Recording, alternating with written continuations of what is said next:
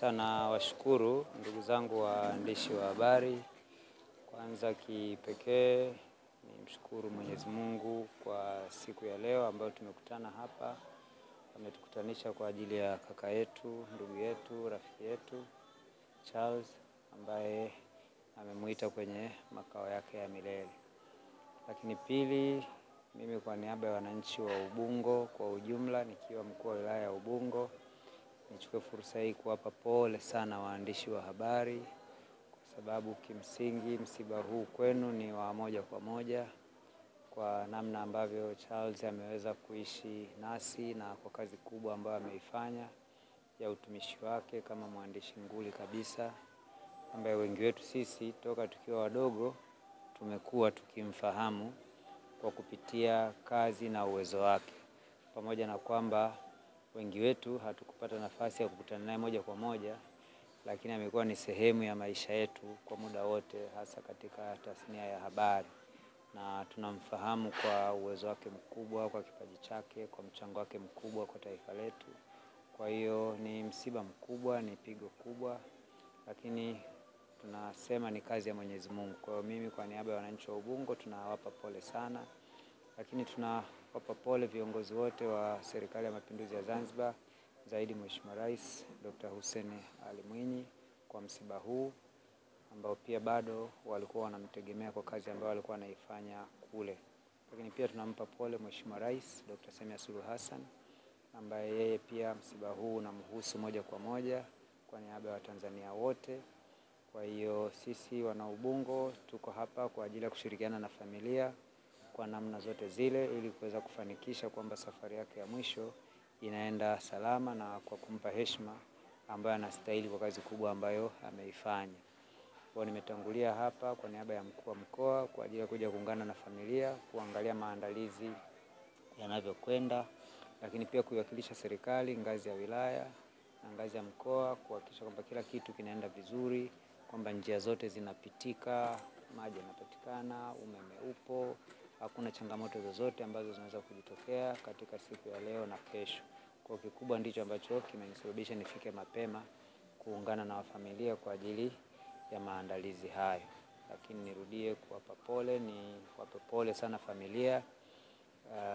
Huwa nachelea kusema kwamba mtu ameondoka mapema kwa sababu wakati anakuja hatukuwa tumezungumza na Mungu kwamba ni lini yeye ataamua kwa mapenzi yake na utayari wake kumchukua mtu. Kwa kikubwa tuseme kwamba ameishi kwa kipindi kile ambacho Mwenyezi Mungu alikuwa amempangia, na sisi wengine tuna wajibu wakati wote wa kujiandaa. Kubwa rai kwa kila mmoja wetu ni lazima mara kama hizi tutumie fursa hizi kufanya tafakari ya kina, kujipima matendo yetu, kujipima utayari wetu kwa sababu kila mtu lazima atapitia safari hii, lakini ni kwa namna gani na wewe unaweza kuishi kama alivyoishi Charles, kugusa maisha ya kila mtu, hata wale ambao hauwafahamu au haukutani nao moja kwa moja, kwamba watu wanaishi kupitia kazi zako, watu wanaishi kupitia maisha yako katika utumishi wa umma, lakini pia katika jamii kama hivi. Kwa hiyo sisi sote tuna wajibu huo na tunaamini Mwenyezi Mungu atatupa nguvu na afya ya kuweza kuyatimiza haya. Sasa fahamu mwanahabari mwenzako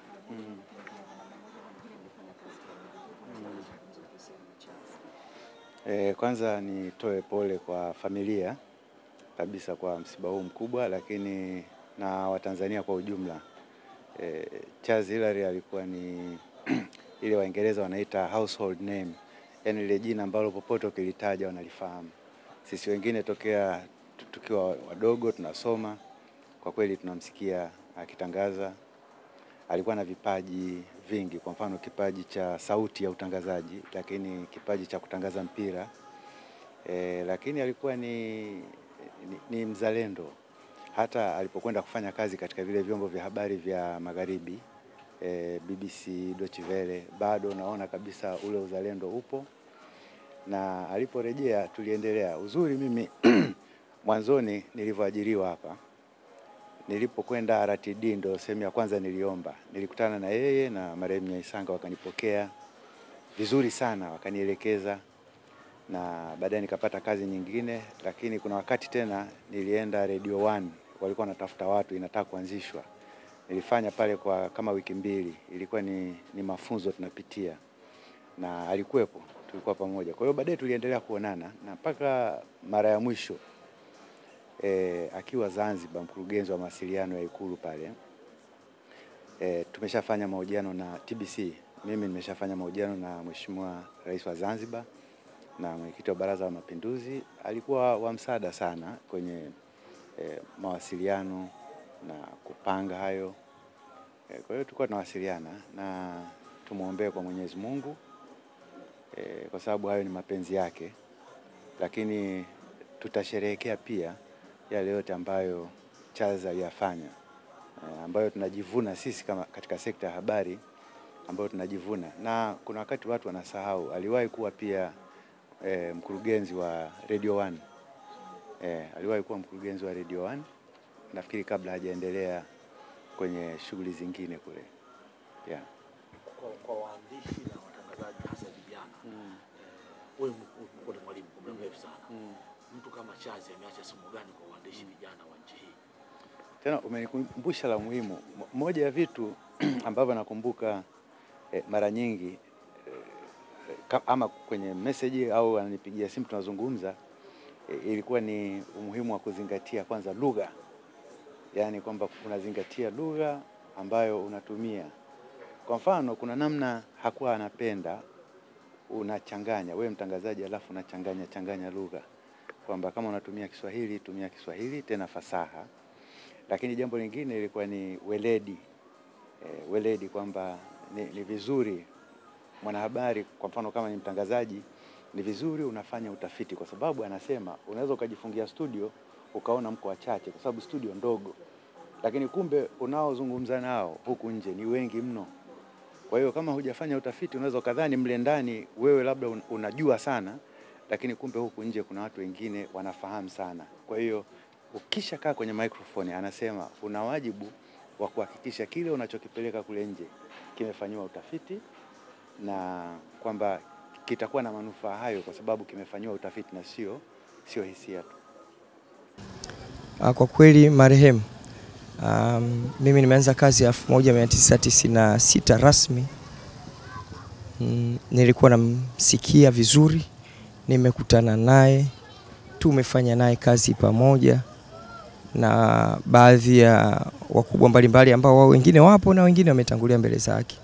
Kwa kweli alikuwa ni mwalimu, na mimi ni miongoni mwa watu ambao alitupitisha sana kwenye tasnia. Lakini pili, alikuwa anasisitiza sana uwajibikaji na weledi na kufahamu kitu kabla hujakifanya. Kwa hiyo katika sehemu kubwa ya kazi zetu alikuwa anatufundisha sana, msifanye kitu kabla hujawa na hakika nacho. Maana yake wanasema tayarisha taarifa, fuatilia taarifa, check and balance, ili kusudi mwisho wa siku utoe kitu ambacho hakitokuwa na mashaka kwa wale wasikilizaji ama kwa wale ambao wanatazama.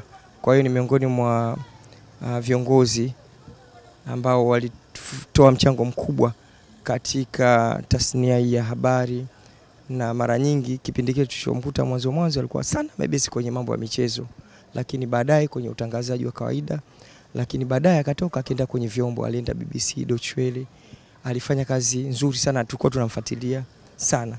Lakini nafikiri kipindi cha mwisho nakumbuka alirudi akaja Azam pale, akafanya kazi kabla ya uteuzi ambao mpaka kifo kinamkuta alikuwa kwenye uteuzi huo kule visiwani Zanzibar. Kwa kweli tumempoteza kaka, tumempoteza mtu ambaye ni makini, ambaye anajua kazi yake na ni mzalendo.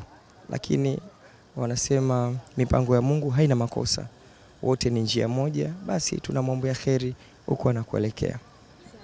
Katika vitu vingi ambavyo alikuwa akivifanya, pia alikuwa akionekana mtu wa utani sana, mtu wa masihala. Labda utani gani ambao wewe mpaka leo unakumbuka aliwahi, yani bado unatembea kichwani kwako ukiusikia unamkumbuka Charles? Yani kwa kweli siwezi kutaja aina ya utani, lakini alikuwa ni mtu wa utani mwingi, maskhara mengi. Wakati wote anaweza akakuta tu hapa akaanzisha jambo lolote tu, au anaweza akawa yuko studio akaanzisha jambo lolote lile, akacheza akafanyaje hivyo. Kwa hiyo alikuwa na mambo mengi ya utani, siwezi kutaja moja, yani mengi. Kwa kweli alikuwa ni mcheshi, alikuwa ni rafiki wa kila mtu. Hakuwa na ugomvi wa mtu yote. Yani kwamba ukimwona kakasirika basi ujue wewe kutaka kufuata kile ambacho anachokuelekeza ama anachokufundisha kwenye kazi yake. Lakini otherwise hakuwa na shida na mtu yote. Alikuwa mtu mzuri, mtu mwema, msikivu, lakini alikuwa ni mwalimu wa kila mtu. Mkuu wa dawati la michezo wa TBC. Kwangu mimi Charles ni legend. Charles ni mwalimu. Charles ni darasa. Charles ni kila kitu kwenye media, kwenye broadcasting, kwenye journalism. Tumejifunza vitu vingi sana. Nakumbuka kipindi hicho nikiwa mdogo sana, nikiwa nasoma shule ya msingi, nasoma sekondari, chuo, namsikia. Kwa hiyo ikawa vitu vingi sana unajifunza. Unajua unapojifunza uandishi unatamani uwe kama fulani, kama fulani. Of course mtu kama Charles uweze kumkosa. Na kisisi ambao tulisoma miaka 90 ndio nakumbuka ndio radio za binafsi nyingi zilikuwa zinakuja, na kipindi hicho ipo Radio 1, kipindi cha Machalanga Time, kitu kama hicho. Lakini ni mtu ambaye alikuwa amejaliwa sana vipaji, yani watu wachache sana kwenye broadcasting na vitu kama hivyo. Yani kumkuta mtu ambaye anaweza kutangaza mpira alafu watu wakafurahia, akatangaza vipindi vya muziki, watu wakafurahia, akasoma habari, watu wakafurahia, akaandika habari, watu wakafurahia, akafanya mahojiano, watu wakafurahia. Wachache sana. Wengi wanafanya vitu kimoja, lakini yeye alibahatika kufanya vitu kama hicho. Kwa hiyo ni kitu ambacho tumshukuru Mwenyezi Mungu kwa nafasi ya Charles, ambapo sisi tumejifunza vitu vingi sana. Na mimi nilimfaidi sana kwa sababu alifanya kazi na watu ambao mimi nilikuwa nao karibu. Kwa mfano alifanya kazi na baba yangu mzazi Tido Mhando. Kwa hiyo pale ndio kasogea hadi mimi ukaribu wake, hadi nikawa namuita baba mdogo kwa sababu ya ukaribu na baba yangu. Kwa hiyo na mimi nilikuwa namwambia unajua kitu fulani. Na yeye pia hakuwa mchoyo. Akiona kitu nimefanya au akasikia kitu nimefanya, nimepatia, nimekosea, atanipigia simu, ataniandikia message, kitu kama hicho. Mara ya mwisho mwaka huu tulionana Pemba. Mimi na yeye, mimi nilienda kwenye sherehe za mapinduzi, miaka 61 ya mapinduzi Zanzibar. Naye akawa amekuja na msafara wa mheshimiwa rais wa Zanzibar.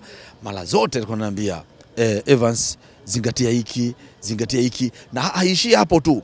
Nikituma story yangu ikitoka kwenye TV au kwenye radio au online, anaweza taka akanitumia kwamba dogo hapa hapana au hapa safi, lakini ongeza hiki.